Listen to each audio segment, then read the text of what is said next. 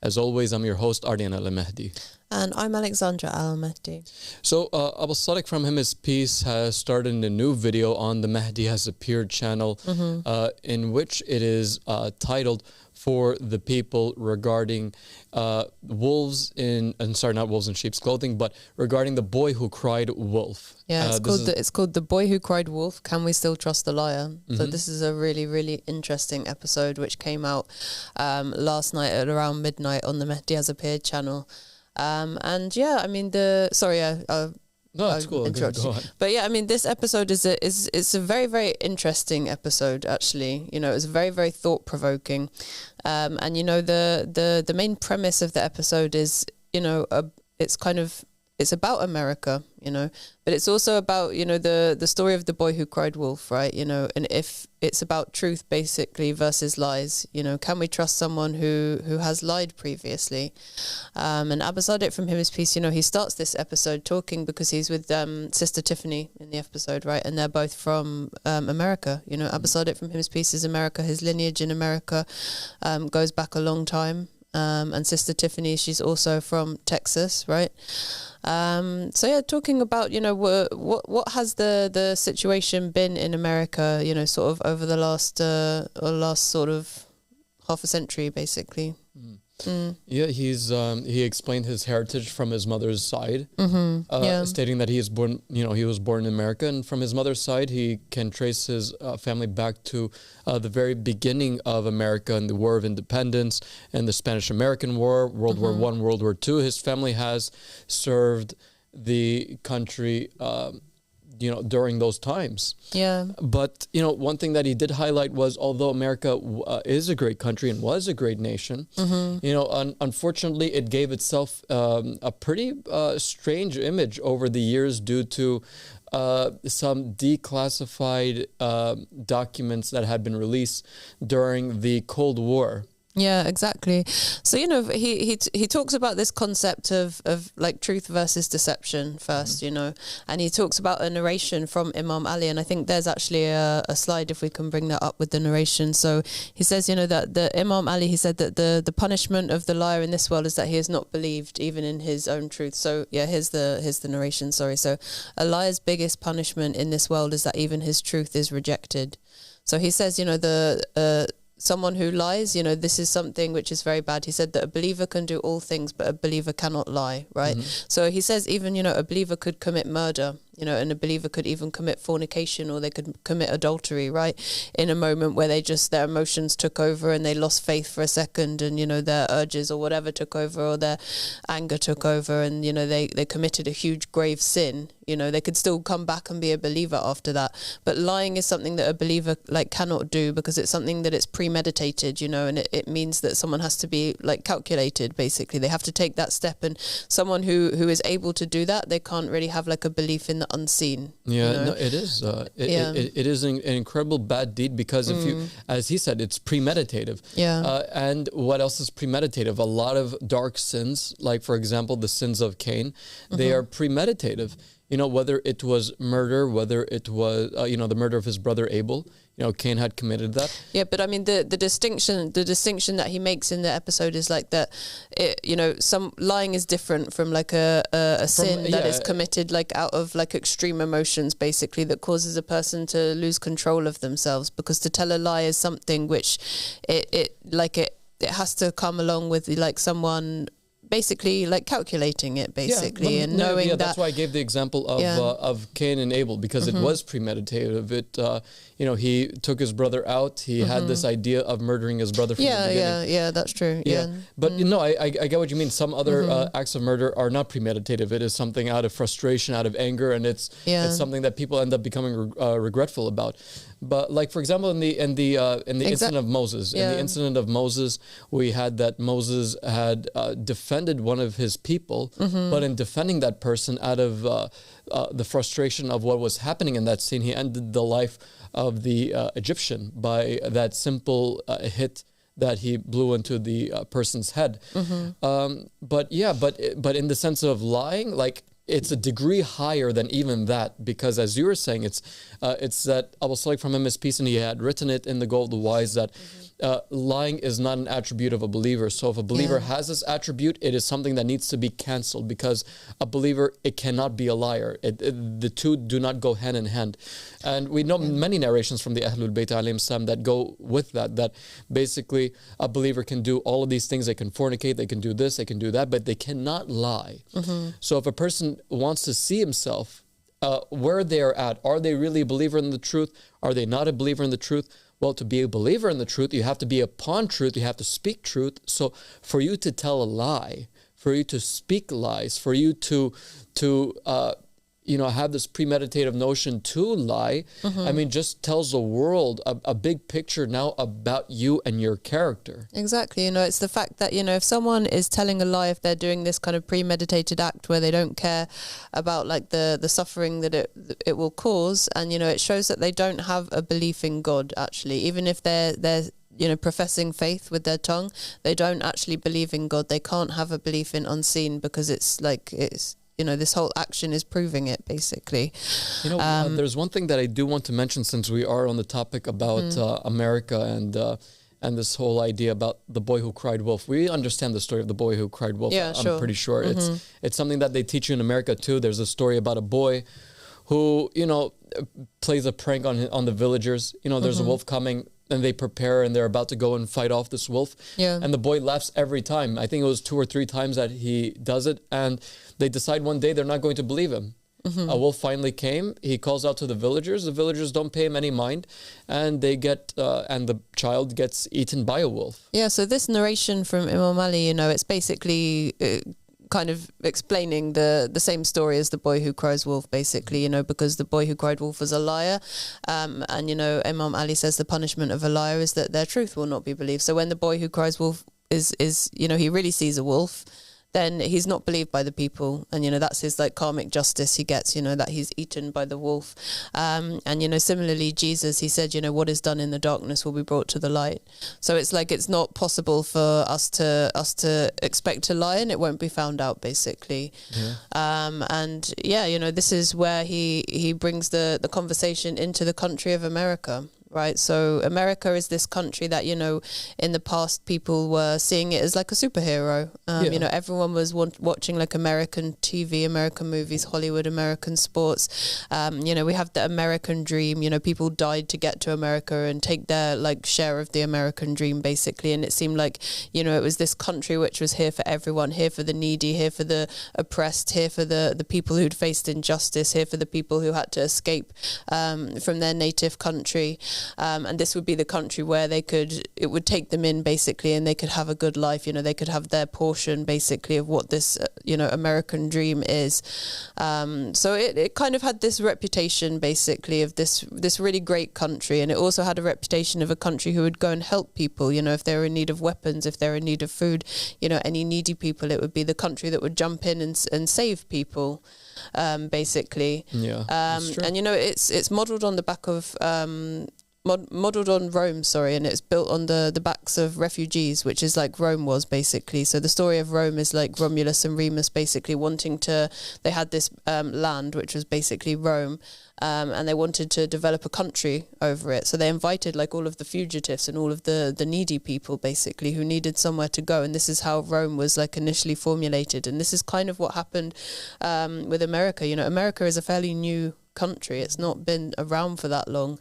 And this is how it happened. Everyone who was like in need, basically, was it was their dream to basically go to America and be part of this country which accepted everyone. So this is like the impression, basically, that everyone had of America for a long time. Yeah, and they had it for up until now, really. But for those who know and those who don't know, it is a land of great opportunity. My parents, for example, and my grandparents, they were people that saw America as the land of opportunity. My family comes from the Balkans, from Montenegro. It is a country that at its time was kind of like a communist socialist country environment. When it used to be Yugoslavia. And the idea of my grandparents was, okay, there's no way that we can survive in this country because of just how the system is.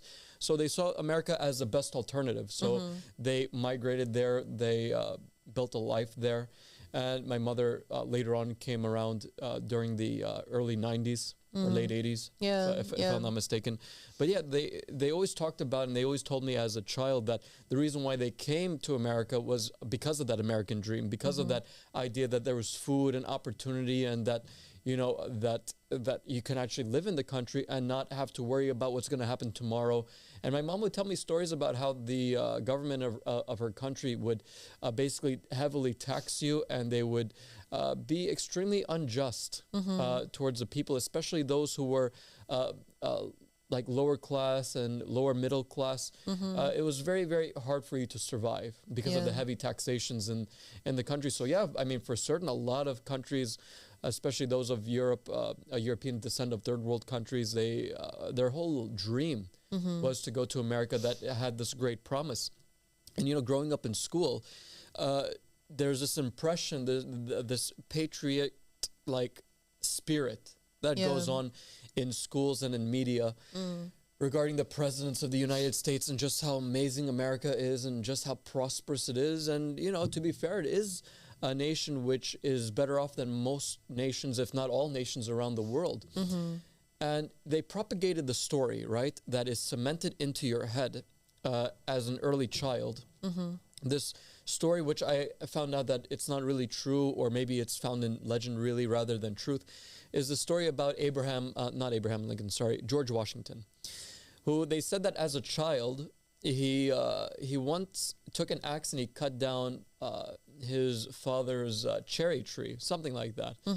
And the father, he became upset. He's like, hey, who cut down the tree, right? And the story goes that, George Washington had the ability to lie at that moment to escape, punishment by his dad. But instead he told the truth and he said, Dad, I was the one who cut down that tree. Yeah. And so there's this whole moral story that, it's a trustworthy country. It's a trustworthy country. It's formed on these trustworthy, the founder solid, was trustworthy. These values, basically, exactly. Kind of wholesome, seeming. So yeah, and everyone. So imagine that as a kid, you growing up believing that the presidents are the greatest and most truthful leaders in the entire world, and they can't tell a lie. That's the impression. Actually, in early ages, the impression of American children was the president can't tell a lie. But then growing up, after hearing Aba Al-Sadiq talk about what happened to Bill Clinton when he had that affair with that woman, and he said, I did not have sexual relations with that woman. Yeah. Later on he came out and said, hey, that's not true, because he was caught. There was no way of hiding it. This is when the perceptions began to shift, and, this is kind of proof that, this lie that he told Bill Clinton, it was brought to the light, just like Imam Ali and Jesus said, that will happen, when we lie. So yeah, the perception started to shift at that point, because it's like the spell had been broken almost in a way. And yeah, so we had, and after, so this made America seem very different on the world stage. And, after this we had George Bush, who was this very other alternative basically to Bill Clinton, who was very wholesome, a kind of country, country young man basically, and he seemed he had good Christian values and everything, and he was extremely popular. And obviously then soon after we have these events of 9/11. Right, which was, I'm sure, everyone knows and everyone, is aware and remembers the events of 9/11, and it's something even if people weren't really even if people weren't born yet in that time, because obviously it's quite a long time ago now, it's 2001. But everyone knows about this. It's this extremely pivotal moment in history, basically, and that kind of led to the events also, of the Iraq War with George Bush. And it was all about the search for weapons of mass destruction, and the government claiming that they had evidence that there were weapons of mass destruction in Iraq, right? And killed a million people basically in this effort to cancel out these supposed weapons which were in Iraq. And, you know, eventually after this, you know, no weapons were found. You know, that Iraq was invaded by America, but no, like, weapons of mass destruction were found. And, you know, around this time also, he talks about this, these declassified documents coming to light, right? Which is like a planned false flag operation in America, which never actually happened. But it was plans that the CIA had, right? And they were pretty disturbing. You know, it was all about like a lot of deception. Yeah, it was a lot of deception because you know, the CIA declassified documents which had come out basically showed that you know, they had this plan against the president of Cuba. Yeah, Fidel Castro. Yeah, Fidel Castro. Yeah. And actually, you know, there's a lot of video games out now regarding this event, and they actually allow you to play through the event as it took place. And yeah, it's actually well known. Crazy. And yeah, here's the declassified document. Yeah, so Operation Northwoods was a proposed false flag operation that originated within the U.S. Department of Defense of the United States government in 1962.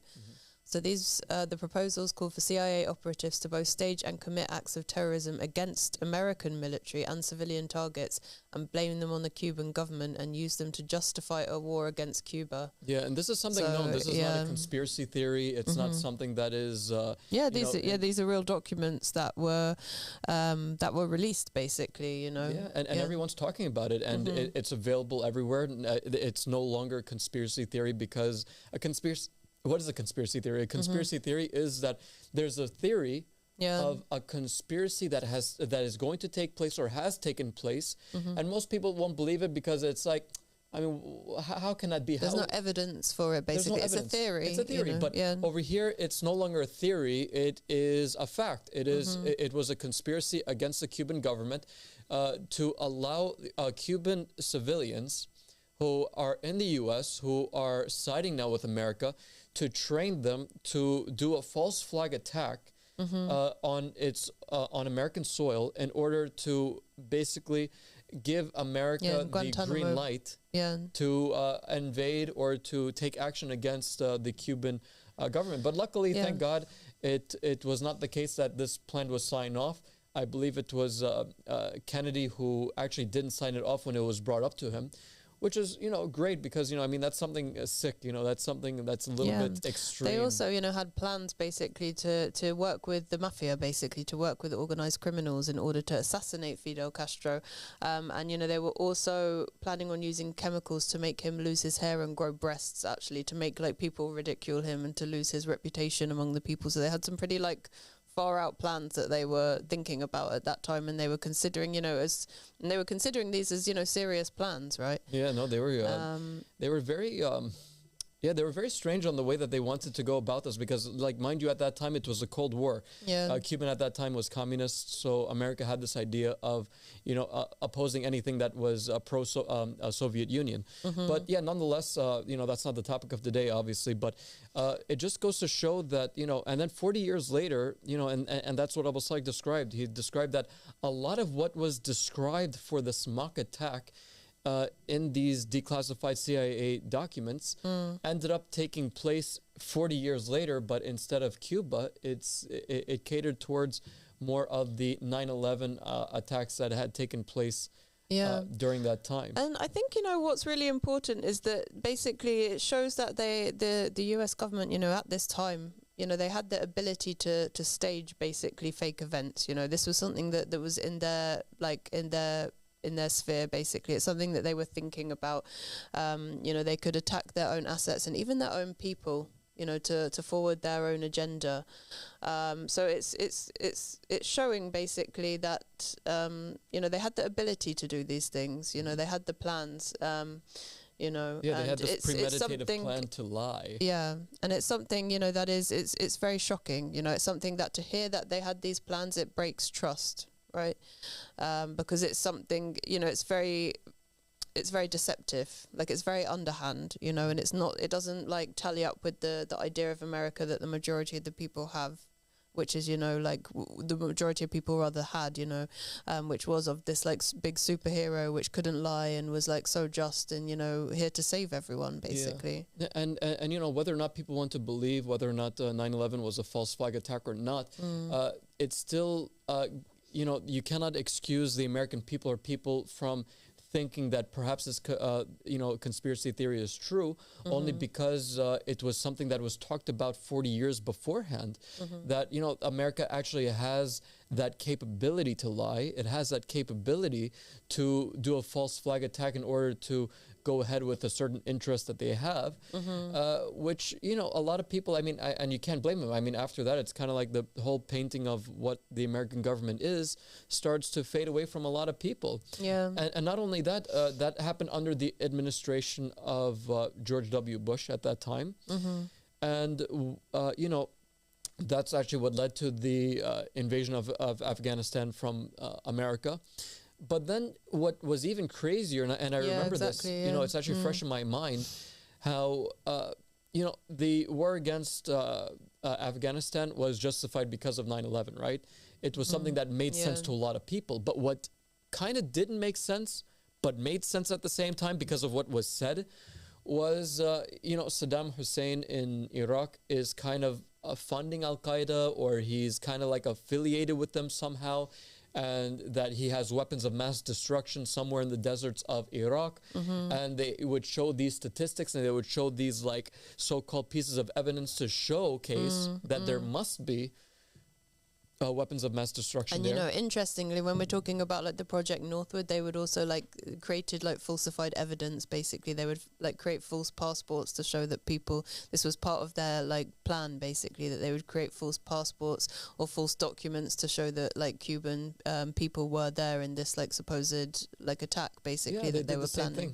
Yeah, they did the same thing with the and actually a lot of people in America found that weird too, that, you know, how can it be that, you know, these planes get rammed into the building and all that survived, you know, subhanAllah, all that survived was like the passport of one of those extremist individuals who crashed a plane into the World Trade Center. You know, that for a lot of people that was like, that sounds too good to be true, especially that there's nothing, you know, there's no burns, there's nothing to indicate that there's any damage to the passport. You know, you would think that's very weird. Yeah, it is very weird. But yeah, anyway, regarding this whole thing with the Iraq war, you know, it was actually a big talk back in America how after the invasion and after the occupation of the American forces in Iraq, they did not find any sort of evidence for weapons of mass destruction. Exactly, yeah, nothing showed up after all of that. And a lot of Americans were really, really angry. It was an uproar. It was how can you allow our troops go down to the desert of the Middle East in Iraq, topple out Saddam Hussein, and it turns out that he wasn't affiliated with Al-Qaeda, that he didn't actually have weapons of mass destruction, that there was no evidence for it, and till this day they haven't found them. And people would even ask and say, where is it, where is it, where is it? To the point, and disgustingly enough, you know, unfortunately we don't have the clip for this, but anybody who would like to look it up, you can look it up on YouTube, where actually George W. Bush himself, in one of his meetings, it was a public meeting, it wasn't something private, where, you know, the people, they gather, they hang out, they start joking, and he actually jokes about weapons of mass destruction in Iraq and saying, oh, where are they? Where are they? And it's like, and a lot of veterans were upset. They're like, you are joking and making fun of the idea that you as a president said that there was weapons of mass destruction, ended the lives of over 1 million Iraqis, and damaged the lives and destroyed the lives of thousands of Americans. Yeah, lots of Americans died in that war as well. Exactly. So like for them, it was like, what kind of president, what kind of leader, you know, that I'm saying that's what the American people were saying, that were dealing with that situation. They were thinking to themselves like, how are you joking about this when this took place and it was under your administration? What happened? So yeah, I mean, that's terrible. 100%. So yeah, this whole thing basically, it caused also a lot of conspiracies, like you said, to emerge about 9/11. There were a lot of parallels, and people, you know, they were questioning it, and they based this Project Northwood as a precedent, basically, you know, because it was clear that they had the ability to do these things. And, you know, there were a lot of documentaries coming out. I remember watching a lot of them when I was younger. You know, I was like a teenager when 9/11 happened, and seeing all of these documentaries come out, and it's like, wow, there's so much evidence that this whole thing, you know, it had to be staged, you know. It doesn't even make sense that it was like this. And, you know, the whole event, you know, just my own perspective when watching it was like so theatrical almost. It was almost like a movie scene, you know, like seeing it, it's like, it's not something you expect to happen, you know. It's almost like it seemed like it is staged, you know. It just seemed like such a crazy event to happen. Like, it didn't seem like a real attack in that way. And it's staged against Muslims. And, you know, I remember, you know, George Bush talking about, you know, during that time, how basically it's like a crusade against the Muslims. It drummed up a lot of like really Islamophobic and anti-Muslim feelings. Unfortunately, and it still survives today. I mean, we even have people, in Aba Al-Sadiq mentioned in the last couple of minutes of the episode, how you have, you know, the prosecutor of New Jersey having like a cross around her neck now, which was something that, you know, and she's actually meeting with Donald Trump with this cross around her neck. And, you know, this is not something that you really see in America a lot of the times, where a woman is dressed up and like she's wearing a religious symbol. So, you know, she's wearing one around her neck. And then you have, over here, we have her in Washington, who is wearing this big golden cross around her neck. And we also have the Ministry of Defense, or of America. Oh, yeah, the Secretary of Defense, sorry. Who, check that out. It says over here, there's a tattoo in Arabic that says kafir, which translates to disbeliever or infidel. And actually online, they actually say that the reason why people would, like veterans, for example, would have something like this tattoo is basically they're saying that they are Islamic phobic, and they are people who are basically demonstrating that they see us as kafirs. Let me label myself as a disbeliever because I hate them. I think it goes beyond like Islamophobic, you know. It does. And also there's a lot of more elements happening here. As you could see on the left over here, he is wearing as a tattoo on his chest, the Jerusalem cross. If you look it up, the Jerusalem cross is a crusade cross. They use this cross as an emblem when fighting against the Muslims during the Crusades. And on the very same tattoo, right above the words that says kafir, it's written in Latin, Dios wilt, which means God's will. And this motto was used frequently during the times of the Crusades against the Muslims. So a lot of his tattoos is actually anti-Islam, Islamophobia, anti-Arab. It is basically the epitome of crusader mentality against Muslims. So that's the Secretary of Defense now in America. This man who clearly does not like Muslims, while many of his civilians are in fact Muslims. You know, so, I mean, that rings a lot of bells. How can people, and I think that's the message of the video, right, is that can we really trust someone after having lied so many times? America nearly did their attack on Cuba based on what they wanted to do as a false flag attack. Now this thing happened with 9/11. People are not sure whether or not this is a conspiracy or not a conspiracy. The war against terror in Iraq, which had nothing to do with Al-Qaeda, had nothing to do with weapons of mass destruction. And had everything to do with deception. Yeah, everything to do with deceptions. And the other multiple lies that many of the U.S. presidents lately have been caught under, it really questions, and a lot of nations and a lot of people are really questioning, does America really have the best interests for the people? And, you know, it's a scary thought, but it's something that we now have to see, and we kind of have to say, like, you know, I mean, it's very hard to trust anybody in the world now unless they are appointed by God, for sure. Yeah, definitely. You know, and this like religious symbolism that we're seeing from these kind of leaders basically in America is very interesting, because, you know, we're talking about the deception, you know, which America has put out into the world, and, you know, the Antichrist or the Dajjal, it means the deceiver, right? And, you know, we see these people, you know, they're saying that they are, you know, Christians basically, or they're like posing as Christians, you know, but yet, you know, there's so much lies, there's so much deception coming from them, but yet like this religious imagery is being used kind of like strategically, basically, you know, because, you know, America is a very Christian country, you know, and Aba Al-Sadiq from his piece has said, you know, the American people, you know, a lot of them are true believers in Jesus Christ, basically, you know, they're good people, and, you know, they have this support for the leaders, and, you know, they're also, you know, they're kind of affected by the Islamophobia that these people are promoting as well.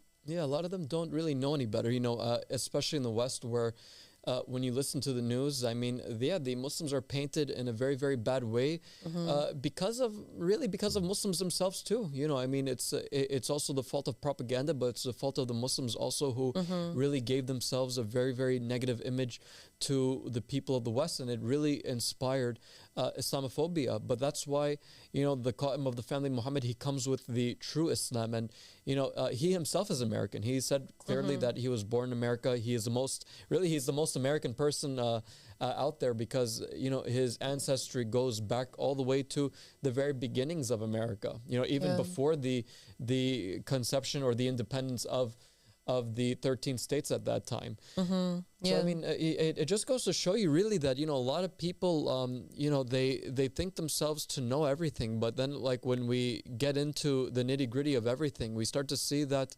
not everything is as it seems, and actually that's what a lot of Americans ended up doing. A lot of them saw that the Muslims were really oppressed when it came to what happened with 9/11, that even if, whether it's a conspiracy or not, that these small group of people orchestrated such an attack, but to blame it on all Muslims, I mean, is incredibly crazy. I mean, there have been attacks by many other cultures and many other people of religious backgrounds, and yet nobody has the audacity to label the religion as a whole. But when it comes to Islam, there seems to be an agenda, and that agenda is for sure against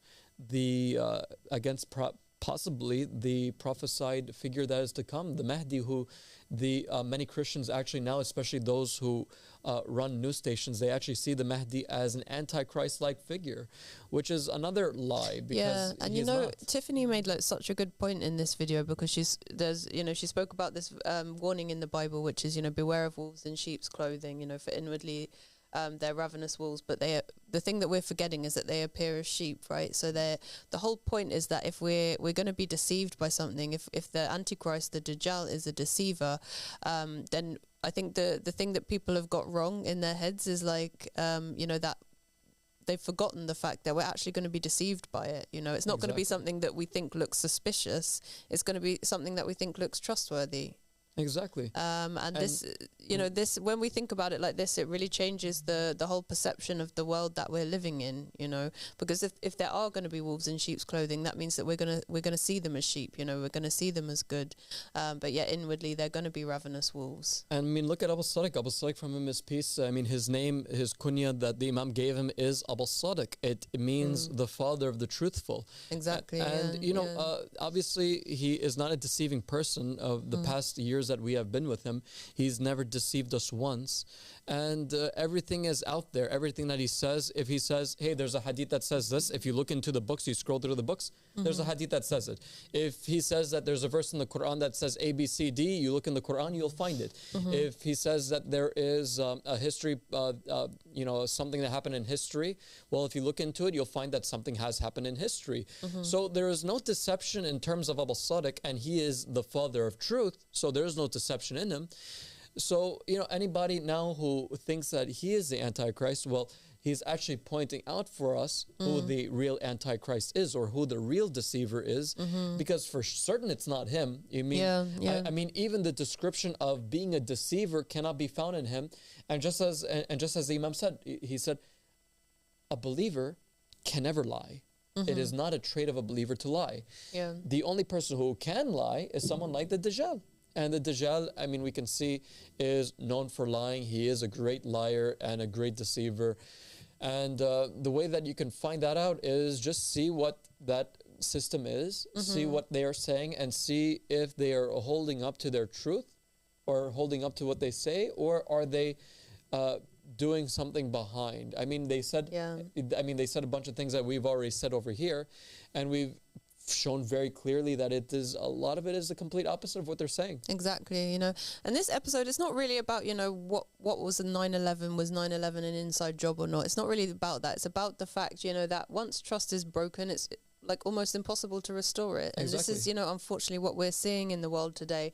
And, the majority of the world has this attitude about America now that it didn't have before. And, that's just the truth. If you talk to anyone, they will confirm that for you, that, America is a crazy country. It's an untrustworthy country that does all these like strange and terrible things and lies about it. It's just something that we accept now. It was something that was shocking at first, but it's something that we just kind of like, as humanity, we've just accepted it. So there's nothing we can do about it now. They're too powerful, they're too strong. So, but we all kind of know it, basically, that these lies happened, and, it's not just America, for sure, like many nations in the world, they have rulers who are tyrants, who are placed in power through deception, who got to a position of power through lying to people, through convincing people something that wasn't true. And this is why, we are so in need of the leader who is appointed by God, like you said, the truthful leader.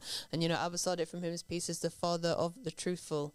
And it's actually like the most important thing, like out of everything, that we have someone that we can trust, someone that is truthful, someone that is sincere. That's like the most important quality from a leader. And it's like none of the leaders that we're seeing in the world have this quality right now. And Aba Al-Sadiq, from whom his peace, he is the only person who was put into his place of authority by God. He is the only leader who is recognized by God. He is the only leader on earth who is never going to lie to us, that we can actually trust him, which is an amazing thing, and an amazing opportunity for humanity to have that.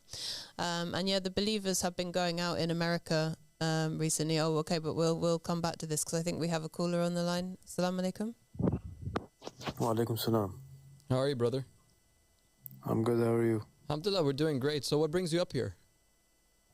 So I was on your website and I was looking at the hadith you guys mentioned of the will. Yes. Mm-hmm. Yeah. So I just searched up Bahar and Anwar. Okay. Volume 36, page 260 to 261. They're okay. It doesn't mention the 12 Mahdis. Yes, because you're looking at the wrong volume. It's actually in volume 53. Volume 53, not 36. Perhaps you misread it, or maybe you checked the wrong website. But in our website, we actually have it as volume 53, page, I think it was 147, I believe, if I'm not mistaken. 48, sorry, okay. 148. So you could go check that out in Shia Online Library, where you can find the will there. Yeah, give me 1 second. Let me just search it up and I'll come back. No worries. God bless you. Assalamu alaikum. Thanks. So, I mean, we can perhaps go over some things that has happened in America lately. We actually had some believers in America, specifically in New York, who actually went out passing out flyers and holding up banners in Times Square and in front of the Trump Tower. I mean, they did a phenomenal job. So I'm really happy about it. We have some pictures which were community posts from the Mahdi Has Appeared channel. If we could bring up some of those slides, please.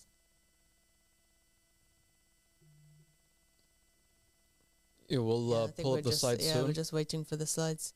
So this was really amazing what happened in America. I think, was this today or was this yesterday? No, this was all last night, by the way. This is like Times Square, right? They stayed there from like, I think the afternoon all the way up until very late in the evening. I even think midnight. God bless them. So, and they were sending me pictures, and they were actually sending me videos at like 1 a.m. And I woke up from it. I was like, well, what's going on? And I was so amazed, and I was so proud about what was happening. Yeah, that looks amazing, though. Yeah, so we have our brothers over there holding up Aba Al-Sadiq's banner over there with a QR code.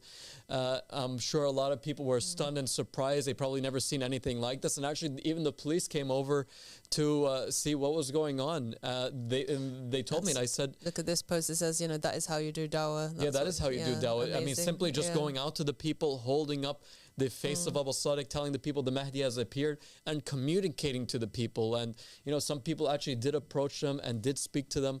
A lot of people just kind of stood back and watched. And some people even took out their phones to take pictures of what was happening. But the most important thing is that every single person who saw them with that sign has seen, that the Mahdi has appeared. They've gotten that news, basically. They've got that glad tidings from them. And, they'll be able to go and investigate if they want to.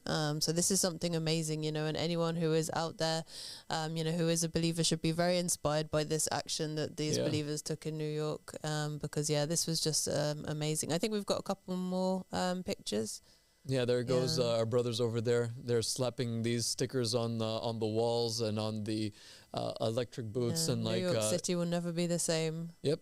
Of course it won't be the same, because then it will have people thinking about, hey, the Mahdi has appeared, let me go find that out. So it's amazing, and I really encourage the rest of the people out there to really investigate this call, and I really encourage the believers out there to do what these brothers did, to go out into the streets, print out a massive banner and wave it for the people and call them to the truth. Tell them, hey, the Mahdi is here. Scan this QR code. The Mahdi is here. Well, hey, check out our website. Investigate this matter. Definitely. We want that the whole world figure it out. And these guys went to the perfect place because it's a place of tourism. It's a place. Here they are at Trump Tower. Oh yeah, Trump Tower. So Trump has to be informed about the call. That's why the Ansar took the message to Trump Tower. Hopefully, Trump knows about it. Yeah, and, for sure. I mean, he's going to have to after this, Yeah, because then it's hey, a whole bunch of people were waving a banner that says the Mahdi has appeared. And we're hoping that the American people out there really take this message seriously, because we have a truthful person who was born and bred in America, Abdullah Hashim Aba Al-Sadiq, who wants nothing but the best for not just America, but for the entire world, for the entire globe and planet. Unfortunately, the brother right now, I think he's been disconnected from us, but I think he probably did find the will, because he did say something about, I couldn't find it in Bihar al-Anwar volume 36. All of the sources, if you want to read the will of the Prophet Muhammad, peace be upon him and his family, all of the books where it's sourced, they're listed on our website. So if you go to the ahmadireligion.org, you can find, all of the correct sources, and you'll be able to find your way. And Brother Rizza has just put it in the chat, I can see. Yeah, so if anybody wants to look up the references of the will and any other narrations that we have talked about, you'll find everything there on our website, the ahmadireligion.org, and check out our wiki page, the mahdi.wiki. It is an amazing database of knowledge and research from the believers, and pieces of information from Aba Al-Sadiq that the believers have put on this wiki page in order to educate everybody and to give them well-informed writing and pieces of facts and information, so this way they can also look it up themselves, because all the references are pretty much labeled there, which is extraordinary, because a lot of people say, hey, are these guys telling the truth? They're liars.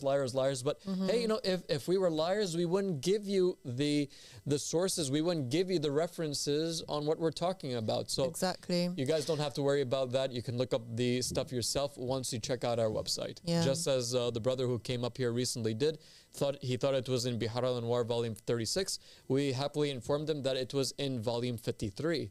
Sometimes it's easy to miss it because Bihar al-Anwar is 110 volumes. But nonetheless, brothers and sisters of humanity, we want you to look into this call and to propagate it as much as you can far and wide. And I think, Alex, you share that same sentiment too.